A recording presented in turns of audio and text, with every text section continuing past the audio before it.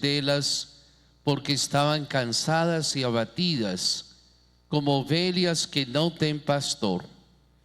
Então disse a seus discípulos: a mesa é grande, mas os trabalhadores são poucos. Pede, pois, ao dono da mesa que envie trabalhadores para a sua colheita. Jesus chamou os 12 discípulos e deu-lhes poder para expulsarem os espíritos maus e para curarem todo tipo de doença e enfermidade. Estes são os nomes dos 12 apóstolos. Primeiro, Simão, chamado Pedro, e André, seu irmão. Tiago, filho de Zebedeu, e seu irmão João. Filipe e Bartolomeu. Tomé e Mateus, o cobrador de impostos. Tiago, filho de Alfeu, e Tadeu. Simão Zelota e Judas Iscariotes, que foi o traidor de Jesus. Jesus enviou estes 12 com as seguintes recomendações: não deveis ir aonde moram os pagãos, nem entrar na cidade dos samaritanos, e diante as ovelhas perdidas da casa de Israel. Em vosso caminho anunciai: o reino dos céus está próximo.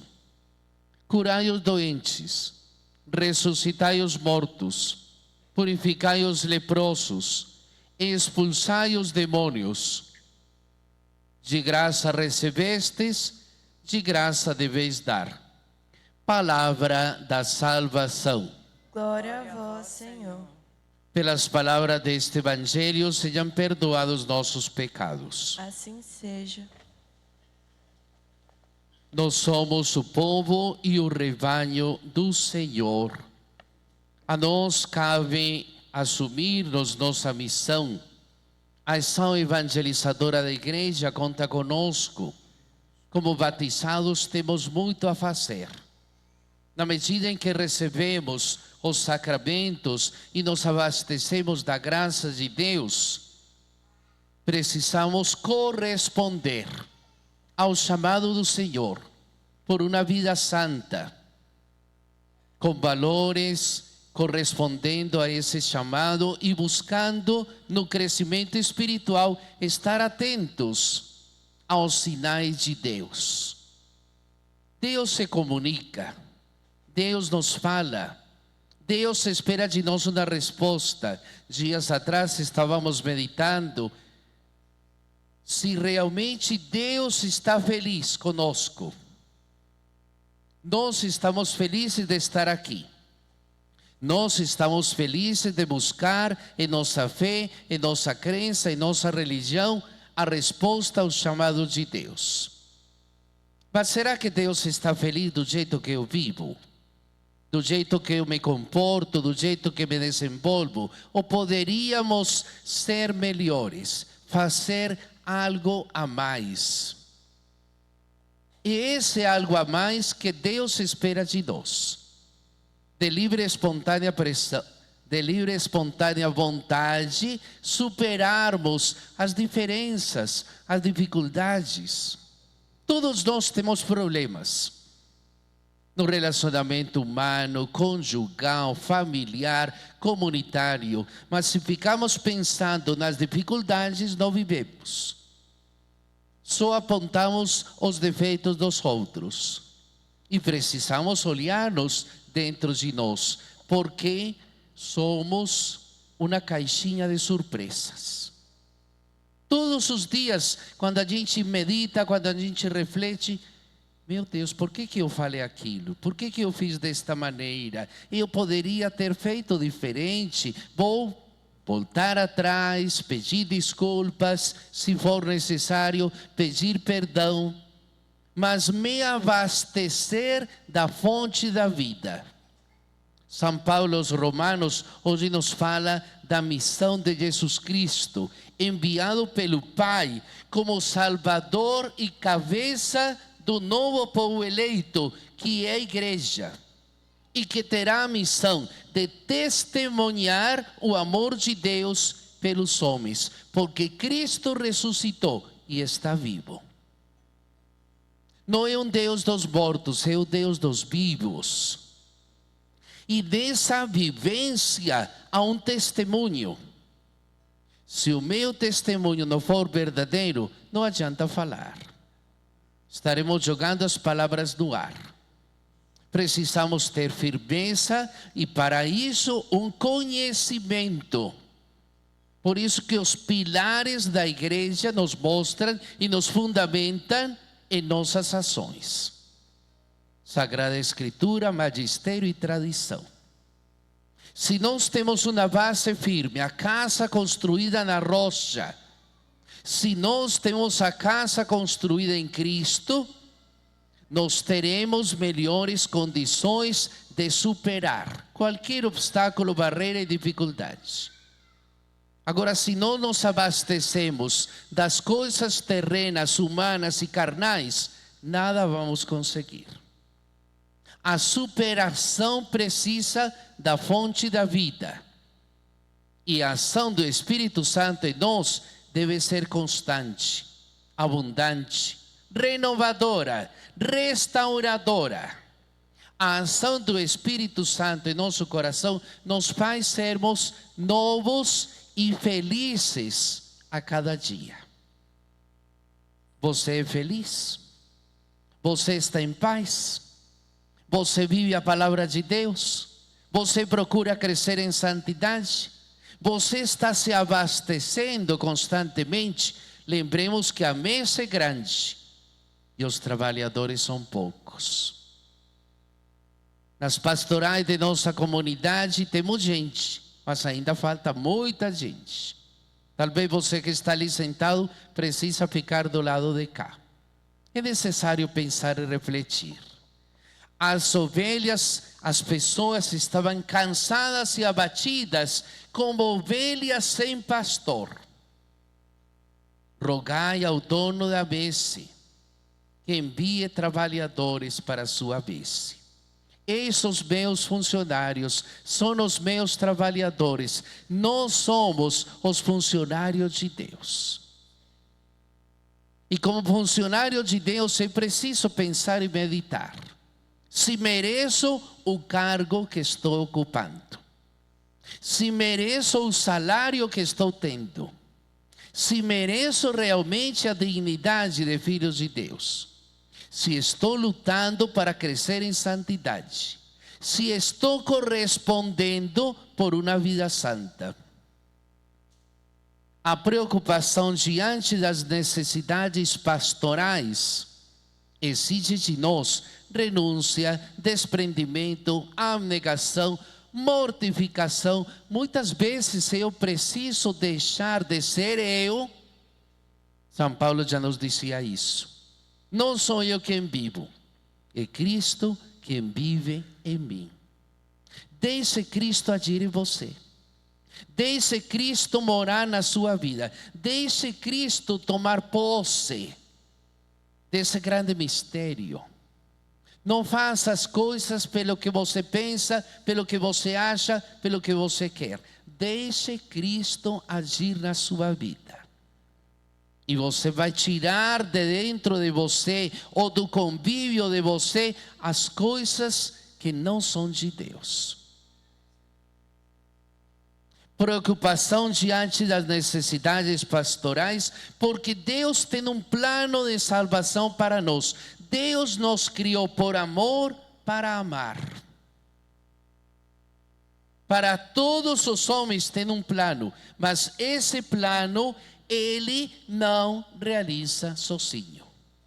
O plano de Deus é realizado graças ao sim de cada um de nós. Nós somos parte deste povo, nós somos parte do rebanho, nós participamos, mas precisamos ser ativos e não passivos. Ativos de decisão, de empenho, de garra, de ir além do que nossas forças podem. E é isto que a igreja nos oferece e que nós nos mantemos pela fé, na esperança, no amor, virtudes teologais. Ele conta com a participação de inúmeras pessoas que sempre chama e envia para a missão. E a primeira leitura nos fala da missão de Israel. A segunda leitura da missão de Jesus Cristo. E o Evangelho de Mateus nos fala da missão dos apóstolos. Na missão de Israel, Deus escolhe o povo de Israel e lhe propõe uma aliança para ser o portador das promessas messiânicas a todos os povos. É um desafio, mas aceita. E quando aceita no Monte Sinai, Deus fala a Moisés: se escutardes a minha voz e fordes fiéis à minha aliança, sereis o povo escolhido, o reino de sacerdotes e a nação santa.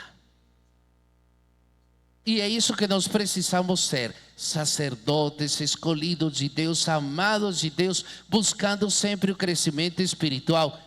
No batismo recebemos essa graça, essa missão, como profetas, sacerdotes e reis, buscando sempre esse encontro e comunhão.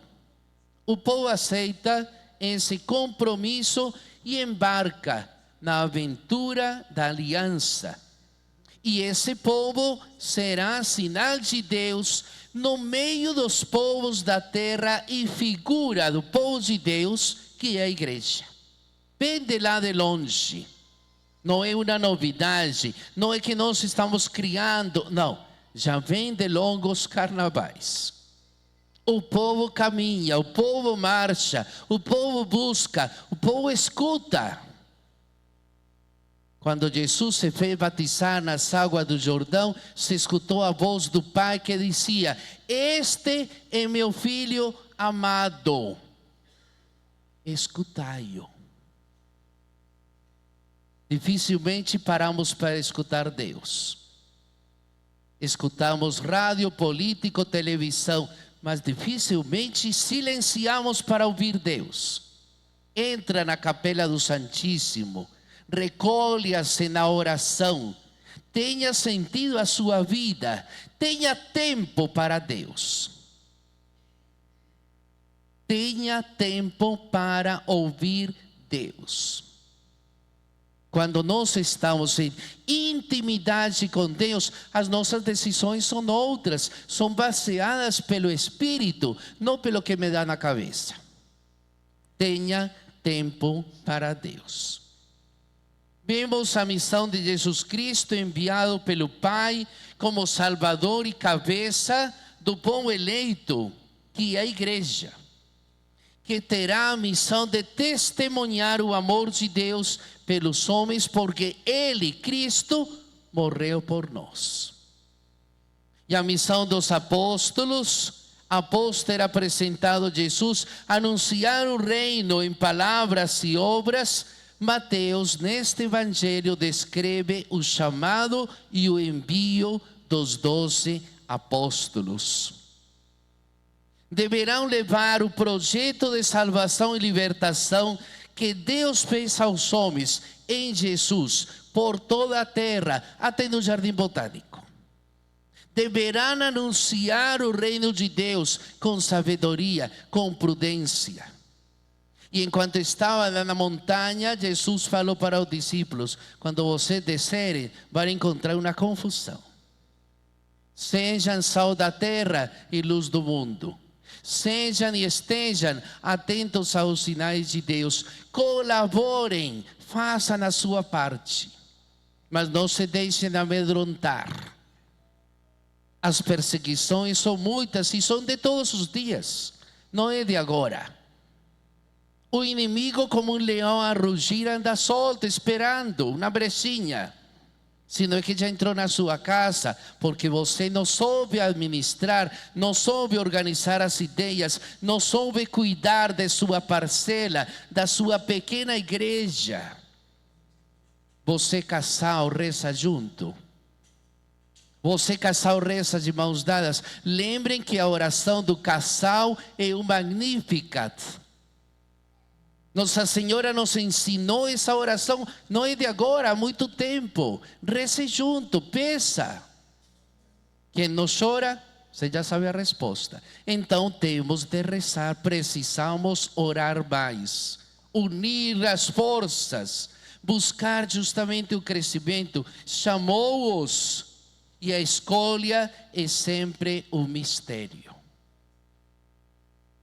Também me perguntei, por que será que Deus me quer padre? E meu pai ainda falou, não preciso de mais padre, já tenho 3 padres, por que eu vou querer mais um?